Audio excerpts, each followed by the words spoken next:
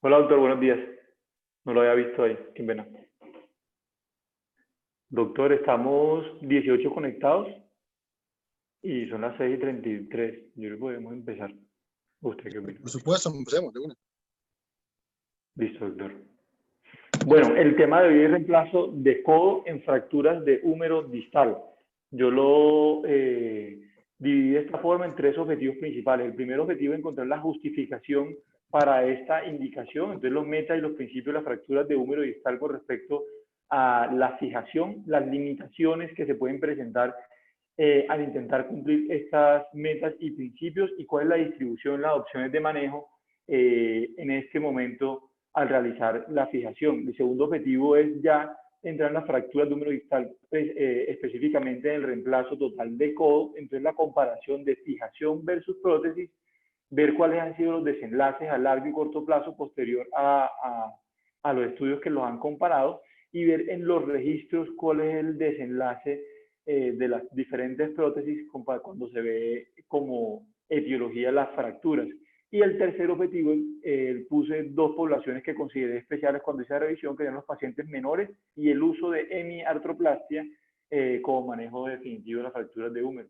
Entonces, la primera parte que se haga justificación, cuando tenemos las fracturas de húmero distal con conminución articular, conminución metafisiaria y en pacientes mayores de 65 años que tengan osteoporosis, hay un espectro de manejo. Inicialmente estaba el concepto del manejo no quirúrgico que se denominaba la bolsa de huesos, que fue un concepto que se inició en 1937. Posteriormente, cuando se comparaba el manejo no quirúrgico de estas fracturas versus el manejo quirúrgico de estas fracturas con la reducción de articulación interna, se identificó que tenían mejores desenlaces funcionales la realización de la fijación. Y estos desenlaces funcionales ya en fijación abierta de estas fracturas han tenido y tienen mayores publicaciones con desenlaces y complicaciones establecidas.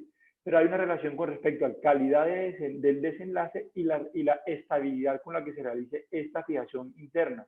Y en el punto de estabilidad de esta fijación interna hay dos factores que pueden limitar o pueden desde ahora ir como limitando las indicaciones de lo que sería Charlotte, que es los pacientes con osteoporosis o pacientes mayores y la conminución presente.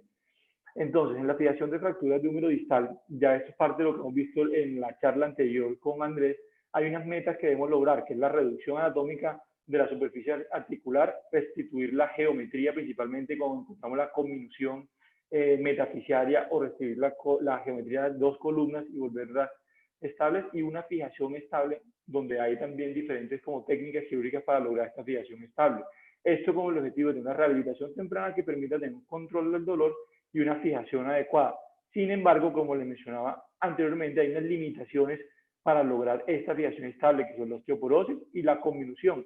Y son limitaciones porque van a tener un stock óseo pobre que nos puede limitar a alcanzar estas metas. Cuando le hablaba acá de fijación estable, hay diferentes objetivos técnicos que se han propuesto para lograr esta fijación estable. Esto es del artículo de Disco del 2005, en el cual él muestra dos principios iniciales y después los desarrolla. Uno, que es la optimización de la fijación distal, y lo segundo es que toda la fijación distal debe contribuir a la estabilidad del fragmento distal y proximal.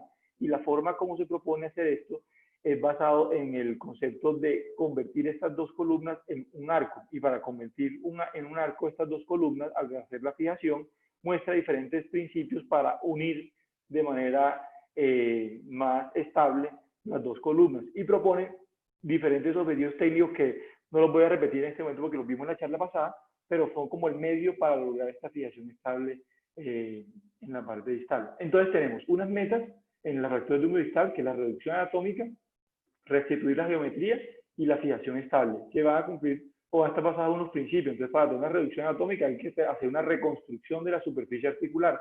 Para restituir la geometría hay que reconstruir la conminución metafisiaria principalmente, y para la fijación estable una fijación interna con los principios técnicos que acabamos de ver en la diapositiva anterior. Sin embargo, en este mismo artículo ellos empiezan como a determinar unos limitantes para cada uno de estos principios y estas metas. Entonces, para reconstrucción de superficie articular se considera lo más importante reconstruir la región anterior del húmero distal y la región medial. La región anterior por el contacto de la superficie articular y la región medial por la estabilidad, considerando que este debería ser como el objetivo cuando uno se refiere a la reconstrucción de la superficie articular.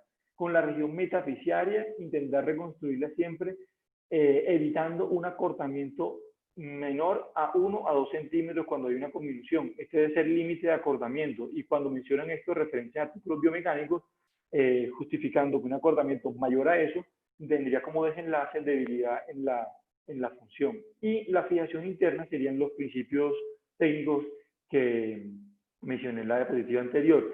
Sin embargo, para cumplir estas metas, estos principios, hay unos limitantes, que es lo que he sido como enfático, que es la osteoporosis y la presencia de conminución. Lo que no queda claro es la magnitud de cada uno de estos ítems, y en la revisión que voy a hacer, yo creo que esta es la parte donde logré como objetivizar de mayor forma qué sería el límite de reconstrucción.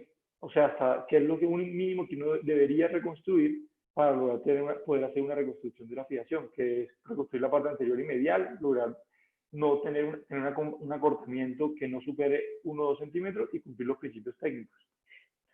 Cuando vemos la evolución de la fijación interna, vemos que ha tenido un aumento en los últimos años en el uso de prótesis total de codo. Esta es una análisis retrospectiva, una base de datos nacional, donde podemos ver cómo ha aumentado el uso de prótesis total a través de los años. Aquí analizan desde el 2002 hasta el 2014, y si vemos la gráfica, vemos cómo ha ido aumentando el uso de prótesis en fracturas de húmero distal específicamente. Y cuando ves la magnitud de ese aumento, un aumento de 2.3, que va desde 4.8% del total hasta 10.9% en el 2014, que son datos ya no tan recientes, pero que muestran la tendencia a su mayor uso.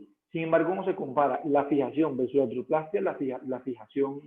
La reducción abierta y fijación interna sigue siendo superior a la artroplastia en el uso de las fracturas de húmero distal.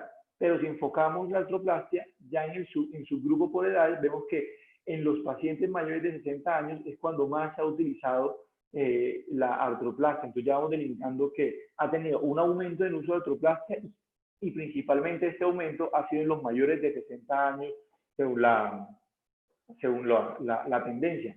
Entonces, como en la primera parte tenemos unas metas para cumplir los principios, que estas se pueden limitar en algunos casos, principalmente pacientes con osteoporosis y conminución, que no podamos cumplir estos principios, y la distribución del manejo en un aumento en el uso de las prótesis, y principalmente en mayores de 60 a 65 años. La segunda parte sería el uso de la fijación versus la prótesis, y ver cuál ha sido su seguimiento de este uso a corto y largo plazo, el costo y beneficio de la prótesis y la sobrevida en los registros. Entonces, este es uno de los primeros artículos que compararon la reducción abierta y el uso de prótesis total de codo en fracturas de húmero distal. Entonces, esto es un estudio retrospectivo que incluyó mujeres con fracturas articulares complejas. En cada uno de estos artículos empecé a ver cuál fue la indicación que ellos tomaron para realizar la prótesis, para intentar objetivizar cuál fue la indicación de todos ellos. Y aquí la voy a ir poniendo al lado izquierdo a medida que presente diferentes artículos. Entonces aquí la indicación, como pone en este artículo, son fracturas articulares complejas, pero no objetivizan qué era compleja para ellos o la magnitud de esto. Incluyeron 24 pacientes, 12 pacientes con fijación interna, 12 pacientes con prótesis total de codo, y un seguimiento a 2 años. En los desenlaces que miraron, identificaron que había una mayor reoperación en los pacientes con fijación interna, un 44% versus un 25% en los pacientes que se le hizo un reemplazo total de codo, y no encontraron diferencias funcionales. Y además en este artículo proponen en el 2003 un algoritmo de manejo para fracturas de húmero distal. Entonces tienen en cuenta las comorbilidades, la calidad ósea y los fragmentos articulares presentes, y finalmente muestra una opción en los cuales ellos se fijan o se centran principalmente en la calidad ósea. Cuando tiene una pobre calidad ósea con múltiples fragmentos articulares, que sea conminución de osteoporosis, consideran el reemplazo total de codo en pacientes mayores de 65 años. Las debilidades de este estudio, pues un seguimiento corto de 2 años, la muestra es pequeña, son 12 pacientes en cada brazo, y el poder del estudio no encuentra diferencias. Después de 2003 hay diferentes publicaciones, series de casos que ya aumentan el número de los pacientes y muestran los desenlaces funcionales y en complicaciones. Esos son los dos enfoques o los dos desenlaces principales que ellos que miraron los diferentes estudios posteriores. El estudio de la izquierda es un estudio publicado en el 2004 por Murray, que incluye 49 pacientes mayores de 65 años y la indicación de ellos fue fractura de húmero distal intraarticular con conminución. Este es de un seguimiento a 7 años, ya es de un seguimiento mayor y mayor número de pacientes. Encuentra en los arcos de movilidad como desenlace de los 7 años de 24 grados hasta 131 flexiones promedio y desenlaces funcionales buenos, con complicaciones del 29%.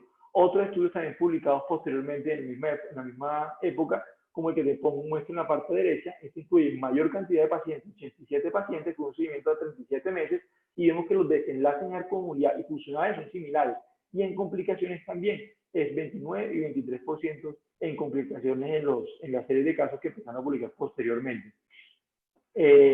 Finalmente, en 2009 se publica este artículo de Michael McKee, en el cual es un estudio prospectivo aleatorizado multicéntrico que se compara la fijación, la reducción de fijación interna versus el reemplazo total de codo. Hacen dos brazos de manejo y los comparan. ¿Cuál fue la indicación de ellos? Fracturas de húmero distal intraarticulares complejas mayores a 65 años. Y miran cuál es la diferencia en reoperación y desenlaces funcionales. Son 42 pacientes, 21 en cada brazo, pero de los 21 pacientes que estuvo en el brazo de la fijación interna, 6 pacientes se le hizo posteriormente un reemplazo total de codo, aumentando el número de pacientes en el brazo de reemplazo total de codo, disminuyendo en el de fijación interna. El seguimiento de esta publicación en el 2009 es de 2 años y encuentran de igual forma, igual que en el artículo de Frankel del 2003, una diferencia en reoperación, requiriendo una menor reoperación los pacientes a los cuales se le hizo reemplazo total de codo con estas indicaciones iniciales de ellos. Y los desenlaces funcionales, sí hemos encontrado diferencia de 86 versus 73 en la escala, pero no era una diferencia significativa. Encontramos solamente en reoperación a los 2 años. Y esta es la tendencia, la gráfica que muestra el desenlace funcional en todo el recorrido. Y ven que tiene un mayor desenlace, se encuentra diferencia significativa. Un desenlace funcional con diferencia significativa cuando se hizo reemplazo total de codo versus fijación interna. Las debilidades de este estudio, el seguimiento que era 2 años y la muestra que era pequeña, pero alcanzaba a encontrar diferencia entre la fijación interna y el reemplazo total de codo. Este mismo año publica el NICE este artículo que tiene diferente que en el segundo objetivo de este artículo, tiene una revisión de la literatura que hace énfasis en las complicaciones que han tenido todo lo publicado hacia atrás. Entonces, este estudio simplemente incluye 11 pacientes y muestra desenlaces funcionales similares a los anteriores, pero lo importante y por lo que resaltar es que él hace una revisión de literatura posterior y muestra lo publicado hasta el 2009, que es como un resumen de las diferentes series de casos de estudios retrospectivos que se han publicado, con un número de pacientes similar, siendo el más grande el 87 que les mostraba al principio, y en este el de 48 pacientes.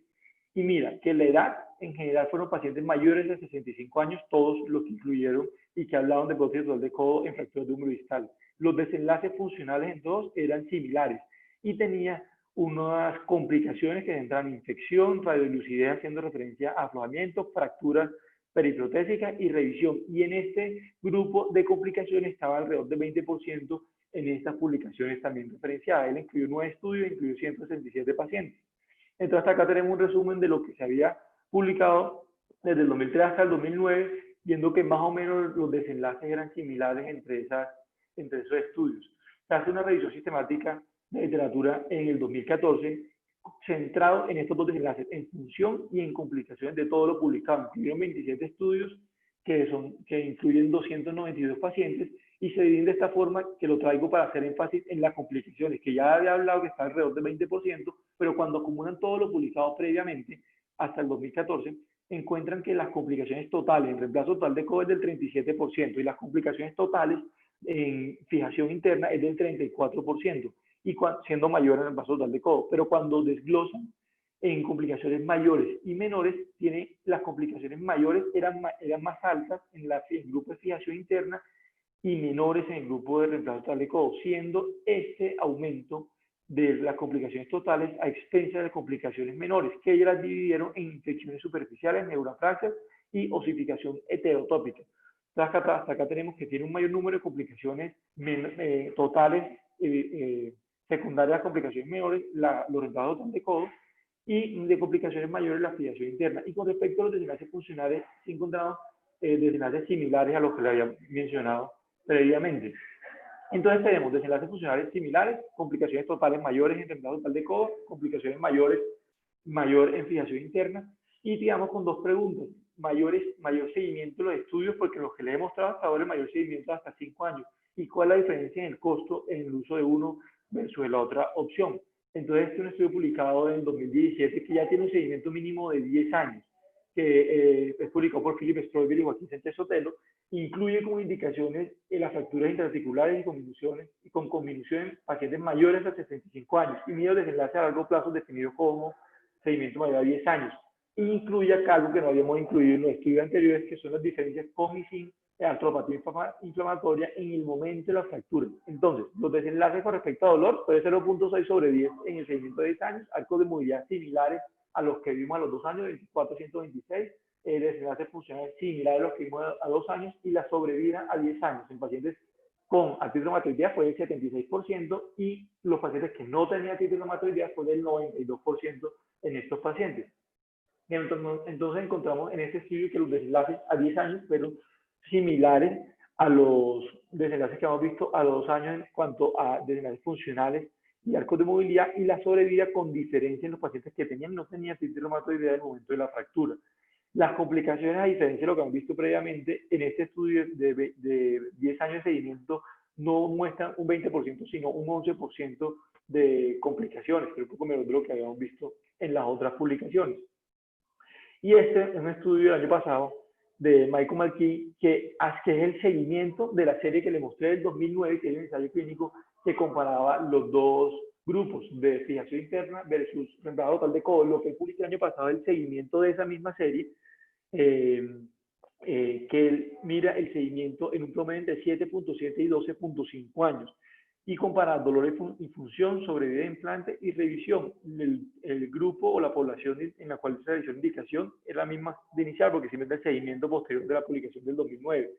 Y acá tiene una revisión en fracturas en prótesis total de 3 de 25 casos y 4 de 15, siendo mayor entonces los pacientes que se les hizo la reducción de la fijación interna, y solamente una revisión temprana en los pacientes con prótesis total de codo. Los desenlaces de función y dolor fueron similares a las publicaciones de los 2 años. Entonces, hasta acá tenemos los seguimientos más largos, que fueron a 10 años, que mostraban más o menos desenlaces funcionales parecidos a lo que hemos visto previamente. Y con respecto a costos, este fue el único estudio que encontré para comparar esto, que es un estudio del año pasado que mide un modelo de decisión de Markov de los posibles estados de salud posterior a la realización de una fijación interna, que es de la parte izquierda, y el reemplazo total de codo, que es la parte derecha. Y las probabilidades de transición de cada una de estas opciones fue determinada por las publicaciones encontradas.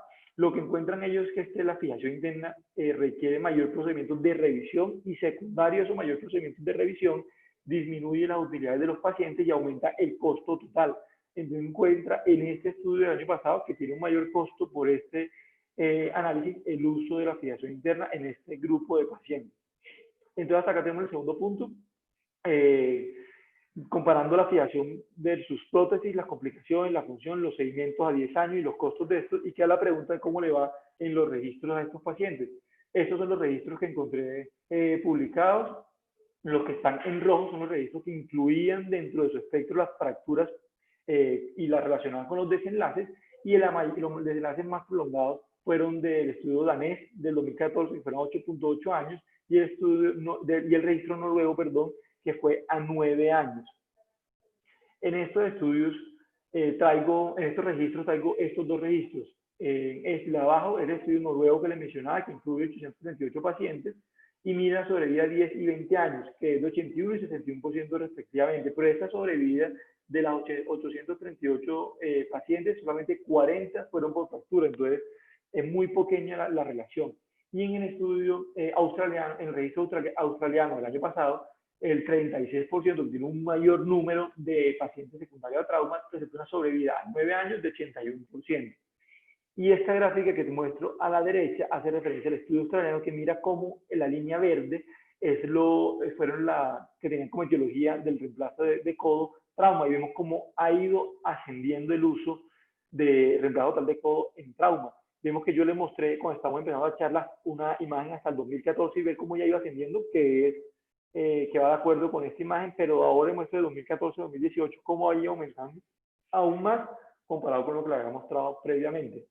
Entonces dejamos una población especial que serían los pacientes menores a 65 años y el uso de artroplastia. ¿Cómo les va a estos pacientes y qué desenlaces pueden tener en este grupo de población? Entonces los pacientes, el uso de artroplastia, esto es como una revisión de la literatura que muestra en este estudio del 2015 y muestra un seguimiento a mediano plazo de 42 pacientes y comparan el uso no comparan, perdón, y muestran los desenlaces de miartroplastia con función, arcos de movilidad y tienen poblaciones pequeñas, 17 pacientes, el mayor número de pacientes que incluyen este estudio de 2013 y el menor 8, y muestran desenlaces de arcos de movilidad menores a los que hemos visto en reemplazo total de codo, y los desenlaces funcionales son más o menos comparables con lo que les había mostrado previamente.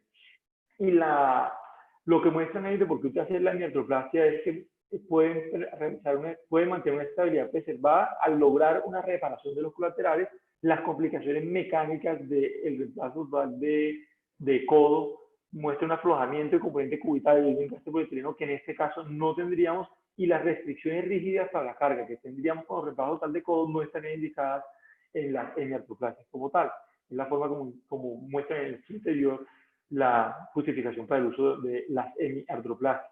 Y este es un estudio retrospectivo del año pasado que incluye los últimos 6 años y mira cuántos pacientes le hicieron reducción abierta, cuánto reemplazo total de codo, y a los 27 pacientes en este estudio que hicieron hemiartroplastia, mira cómo les fue. Ellos de los pacientes que incluyeron fueron pacientes con convulsión intraarticular, definida como C2 y C3 en la calificación de AO, que fueran activos y que no tuvieran artrosis en el momento del diagnóstico. Los arcos de movilidad en el desenlace fue un arco total de 110 grados, que es más o menos lo que hemos visto con la prótesis opcional de codo, la función 85, y las complicaciones principalmente fueron rigidez postoperatoria que requirieron liberación posterior. Y este ya mira el desenlace de esta hemiartroplastia en otra subpoblación, que son pacientes menores a 65 años, un seguimiento a 2 años de estos pacientes. Vemos cómo incluye 6 hemiartroplastias y obtiene desenlaces más o menos similares. Sin embargo, la evidencia en esta subpoblación, en hemiartroplastia de menores de 50 años, es una evidencia en construcción. Lo que encontré como algo de la mayor evidencia es este protocolo que está en construcción, que es un ensayo clínico para comparar el uso de fijación versus hemiartroplastia en pacientes menores de 50 años, a los cuales tuvieron una conminución o fracturas complejas definidas como C2 y C3 de húmero distal. En conclusión, tenemos que la justificación para esta revisión de una meta en los principios que les mostré al principio, pero que pueden estar limitados para alcanzarse secundaria osteoporosis y conminución. La indicación sería un aumento, una paciente mayor de 65 años que cumpliera con esta limitación, y la magnitud de esta limitación, como le mostré alrededor de la charla, solamente estaban estas 2 ítems que les pongo en rojo, pero creo yo que se puede extrapolar a no lograr cumplir los principios que le mostraba al principio de Driscoll, que eran definidos como no lograr reconstruir la raíz anterior y medial de la superficie articular, tener que hacer un acortamiento mayor de 1 o 2 centímetros y no poder cumplir los 8 principios que les mostré de la fijación distal. Eso para mí sería la indicación después de la revisión. Y la indicación de todos los estudios es osteoporosis y conminución, o sea, y definido como mayor de 75 años. Con respecto a las publicaciones, demuestran en mi revisión que a 10 años los resultados no son inferiores a realizar la fijación interna, entonces es una opción. Y con respecto a los registros, pues lo que reporta es limitado porque siempre es una minoría los que fueron secundarios a trauma, y en esta población especial, en mayores de 65 años y hemiartroplastia, creo que la evidencia no es suficiente para poder extrapolarlo o usarlo en estas 2 poblaciones especiales. Y ahí está, en ese QR está la charla con los artículos que revisé. Bien, Laco, buenísimo. Muy buena revisión, muchas gracias. Yo le adicionaría al punto de la conminución y la osteoporosis, y es la necesidad de rehabilitación. Digamos, uno siempre piensa cuando ve el artículo que es 65 y se imagina a alguien de 65 años, pero como también mostró ahí, hay una población mayor que son la mayoría de los pacientes que tienen más de 65 años, ¿sí? Y esos pacientes pues no pueden darse el lujo de estar quietos mucho tiempo o cuidando una reparación que, pues, que no siempre es lo que uno quisiera, ¿sí? Cuando uno piensa en reparación de una fractura de húmero distal, se imagina las dos columnas y los tornillos, pero en la vida real no siempre es tan fácil de conseguir eso porque hay osteoporosis, porque la combinación es extrema, hay veces se pierde pedazos de superficie articular, entonces no es tan fácil como uno se imagina mantener como ese constructo sólido y que el paciente pueda rehabilitarse tempranamente, no es tan sencillo. Entonces yo creo que como la idea para llevar a casa para los internos que están conectados y para los residentes es piensen en la prótesis en fracturas. Es como el primer ítem. Si uno usualmente cuando ve fracturas de húmero distal, como que no tiene en su imaginario, o al principio uno no tiene en su imaginario las prótesis de codo, pero sí existen. Así, igual como existen en el húmero proximal, existen en el húmero distal. Eh, Como mostró en el algoritmo que estaba ahí pues, en su charla, pues no es para todo el mundo, evidentemente, ¿sí? Pero tampoco como que lo piensen mucho si tienen una persona mayor. Ustedes sepan que no pueden reconstruir de una forma adecuada y que permita rehabilitar rápidamente a sus pacientes.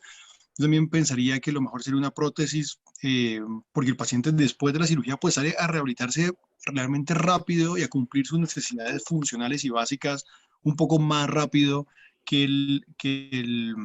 pues que los pacientes con una osteosíntesis extrema, por decirlo así, como Salvador. ¿Vale? Ahí está Hola, Sí, Jorge señor. Rojas. Hola eh, Jorge. Hola, Juancho, doctor. muy buena charla, todo muy bien resumido y sintetizada la evidencia acerca de esto.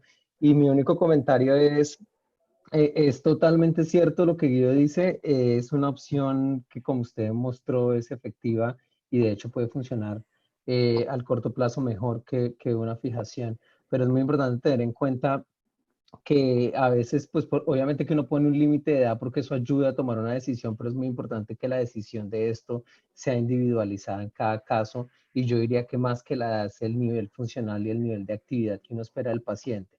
Los reemplazos de codo son muy buenos, pero todavía tienen una tasa de falla que no es despreciable al mediano y largo plazo. Lo que pasa es que muchos de estos pacientes, si usted Muere. puede decir, se mueren antes de que pasen esos eventos, ¿sí? Entonces, creo que es muy importante determinar que el paciente es un paciente para este procedimiento por su nivel de actividad. Uno puede tener un paciente que tiene 72 años, pero que tiene un nivel de actividad que no es el deseable para un reemplazo. Entonces, creo que tener la opción de la osteosíntesis ahí eh, y pensarla de acuerdo al nivel de actividad del paciente. Mejor dicho, esto es una decisión como de último recurso en fracturas que además de que son no reconstruibles del todo, son pacientes que tienen un nivel de actividad muy bajo. Eh, el, el, la otra parte, la parte técnica. Hacer un reemplazo de codo en una fractura no es igual que hacer un reemplazo de codo primario y el reemplazo de codo requiere una alineación de los ejes de giro de la articulación muy buena para que no hayan problemas de desgaste del polietileno, de los bushings. Y en una fractura, en las fracturas de húmero, uno no tiene esos reparos porque todo está destruido. Entonces, técnicamente también es más difícil. Entonces, solo quiero llamar la atención en esos dos puntos, en el punto de que pues no es que sea la cosa más fácil como poner una placa. Poner una placa no es fácil, de hecho, en esto, pero yo creo que poner un reemplazo a veces puede ser también complicado en el sentido de mantener la alineación y los ejes de rotación. Pero es una muy buena opción y lo que Guido dice, tenerla en cuenta porque esto puede salvarlos en pacientes que uno no puede reconstruir el húmero distal. La hemiartroplastia acá en Estados Unidos no está disponible, la FDA no la ha aprobado, no sé si en Colombia se puedan poner hemiartroplastias. Acá no se puede, no está aprobado y no se pueden poner hemiartroplastia, no seguido. Allá se pueden poner hemiartroplastias para Mira, acá fracturas. sí, acá sí. Ok. No, sí, digamos, lo que Jorge acaba de decir también es cierto. Uno siempre se imagina como en el mundo ideal, que uno reconstruye la columna y esa columna queda perfecta y uno pone la prótesis y ya, y quedó. Eso no pasa en la vida real así tanto como uno quisiera, porque las columnas se colapsan, precisamente por eso le está haciendo uno la prótesis, ¿sí? Entonces, digamos, no es tan sencillo. Bueno, si una prótesis primaria no es que sea muy sencillo, pues tampoco estoy diciendo eso, pero sí comparado con una contractura, es mucho más sencillo la primaria que una contractura. Eh, pero bueno, lo demás Jorge lo acaba de mencionar, no voy a repetir. Si alguien Sí, tiene alguna pregunta. Si alguien tiene una pregunta mientras la piensan, se me olvidó, Juancho, hay un artículo de acá de la Clínica Mayo del 2020 en el que muestran que revisar una osteosíntesis fallida no resulta en mayores complicaciones ni menor desenlace funcional que hacer la prótesis de una vez, ¿sí? Porque una de las razones por las que se prefiere la prótesis en teoría es porque si usted hace una osteosíntesis y fallaba, eso podría resultar en peores desenlaces cuando usted revisara al reemplazo. Pero eso no parece ser cierto, ¿sí? Entonces eso todavía es un argumento más para pensar bien y en algunos casos en pacientes que usted cree que no son buenos candidatos de inmediato porque pueden tener un nivel de actividad, pero que la osteosíntesis puede que falle en algún momento. Usted puede hacer ese balance con el paciente porque parece que revisar la osteosíntesis, aunque puede ser más costoso, no se relaciona con mayor tasa de complicaciones o con un desenlace inferior de la prótesis después, ¿sí? Entonces Ok, sí, señor. ese es un punto que Voy a tenemos en cuenta, revisarlo. que ya hay evidencia de eso, porque eso es algo que creíamos que definitivamente les iba a ir peor. Si usted hacía reemplazo después de que falló la osteosíntesis, le iba a ir mucho peor y en realidad no parece ser así. Ok, sí, señor. Voy a revisarlo, doctor. Doctor, y tenía una pregunta.